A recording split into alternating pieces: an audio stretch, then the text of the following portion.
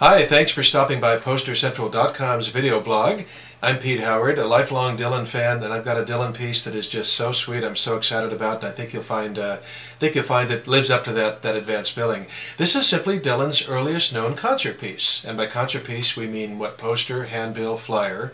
I think there's a Golden Chords ticket stub from Minnesota or something from '59 or something. But as far as an advertising piece to posted to advertise a concert, this is the earliest known one.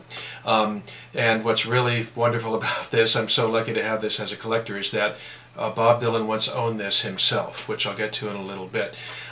So in January of 1961, some say December of 60, I think January of 61, Dylan travels from Minnesota and arrives in New York City, and practically the first thing he does is goes and sees Woody Guthrie at the hospital, right? And then Dylan, you know, he's in New York, and he plays some clubs and cafes and jumps up for hootenannies and open mics and things like that. He even jumped up on stage at Gerde's Folk City, this is from Gerde's, in February of March, but they're just casual hootenannies where anybody with a guitar and half a modicum of talent can jump up and play. So on April 5 of 61, he plays his first paid concert. He got paid $20 to play at the Loeb Music Center. So I don't know if there's a concert piece for that, but it would trump this if there is.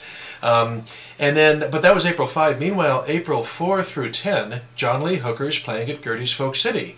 And Dylan's not on the bill. A guy named Jimmy Gavin is. As a matter of fact, I actually have that original Gerde's Folk City handbill as well. As you can see, there's Jimmy Gavin is the opening act. And according to the Dylan bio, A Life in Stolen Moments by Clinton Halen, Dylan was in the audience practically every night for this because, you know, he had to bone up on both Hooker's thing and the way the club worked, and he's all excited to have his first paying gig and everything. So this is a really nice, fun, you know, what is it, 8x10 paper accompanying flyer to the real collector's item, the Dylan one. So that's really fun. And so Gavin finished April, it says through April 9th here on the Gavin, and then April 11, 23rd, the return of Hooker with Bob Dylan as the opening act. And of course, there's John Lee Hooker and blues collectors out there, but this is really a substantial Dylan piece, is what it's considered. And I just love history about things like this. I mean, this is the only known concert piece from when Dylan was a teenager. He was 19 years old. By the next time of the next handbiller poster, Dylan was 20. It's the only known Dylan concert piece from when he had no experience in a professional recording studio.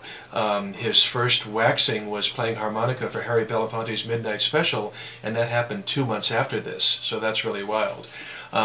It's considered his major professional debut, even though he got paid $20 for that other show. This is considered that. One bio called it his first sustained paying gig. If you can call it that, he got paid $14 a night for his 5-song set. 5 songs opening for Hooker, $14 a night. And at this point in his career, rock's greatest ever songwriter, single songwriter can we say, had written just one song of note, Song to Woody. And he did perform it, by all accounts, several of these nights, opening for Hooker, along with, you know, like House of the Rising Sun, the Dave Van Ronk arrangement that he stole from Van Ronk. And just to show how starting out Dylan was, a week before this gig, he had to borrow $46 from a friend just to get his union card. So that's pretty wild. It's just so seminal, and I love seminal stuff. In fact, the Bob Spitz biography goes as far as to say, if ever a star was born, it was that night at Folk City. So, you know, Dylan's debut, and we all know what incredible career he went on to. So how did I get this? How does one get a piece like this? Well, I have to confess that back in 1996, I was perusing through Glenn Dundas' book, Tangled Up in Tapes Revisited, and I saw the image in his book. Glenn had reproduced it in his image, and Tony Glover had contributed the image to Glenn's book. So I contacted Glenn, and I made a play for it. And I said, could you please contact Tony Glover and ask if I could buy it and all that stuff.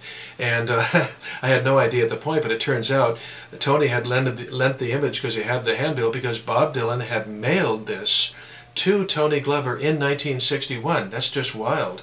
In fact, Tony Glover, amongst many other things, I mean, I'll get to him in a second, but he did write the liner notes for this famous Dylan release on Sony Legacy, the CD release, the Bootleg Series Volume 4, Bob Dylan Live, 1966, the Royal Albert Hall concert, which is, of course, a bootleg vinyl record that many of us longtime Dylan collectors had for decades, and we thought it was the Royal Albert Hall. Came out in 70 or 69, probably, actually, the first boot. So Tony wrote the liner notes, and in fact, here he is in the booklet. Here's the CD booklet. I'll read you just one sentence. Tony Glover writes, Bob headed east in late 1960. We exchanged letters, and he proudly sent back a flyer advertising him playing at Gerde's Folk City on a bill with John Lee Hooker. So this is it. That's the piece. And obviously a collector just loves it when you have such wonderful provenance.